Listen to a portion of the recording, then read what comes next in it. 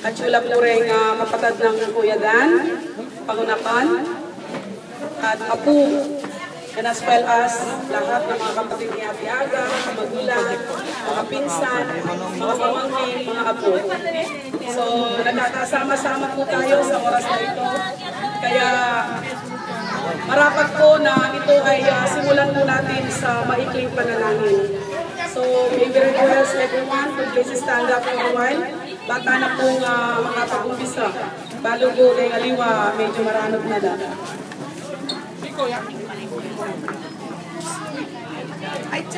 So let us bow down our heads and let us close our eyes for a while.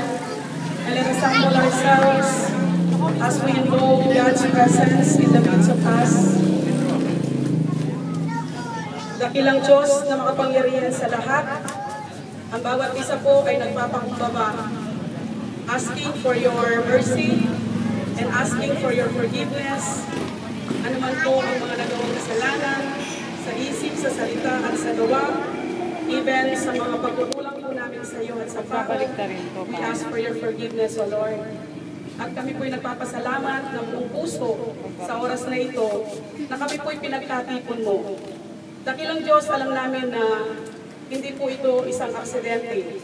Ito ay itinalaga mo. Araw na kung saan kami po'y pinagkatipon mo upang maipadama po namin ang aming pagmamahal sa bawat isa. Ginawa mo po, pinarapat mo na ang okasyon na ito ang maging daan upang kami po ay magkita-kita at maipadama at ipagkakaisa sa bawat isa. At dakilang Diyos, magpapasalamat po kami ng buong puso. Alam namin, grasya po ito na nagagaya sa iyo.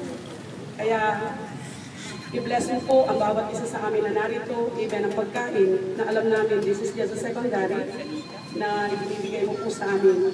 Kayo po, higit sa lahat, ang una, na ang puso po namin, ang siyang nagbabayin sa inyo.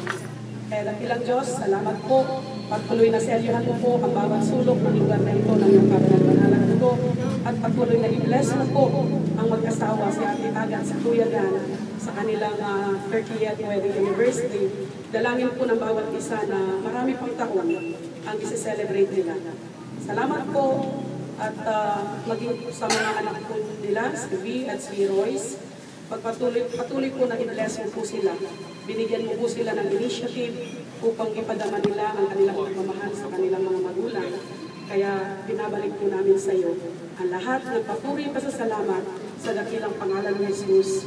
Ang lahat po ay magsabi ng Amen and Amen. Amen. So muli, palakpakan po natin.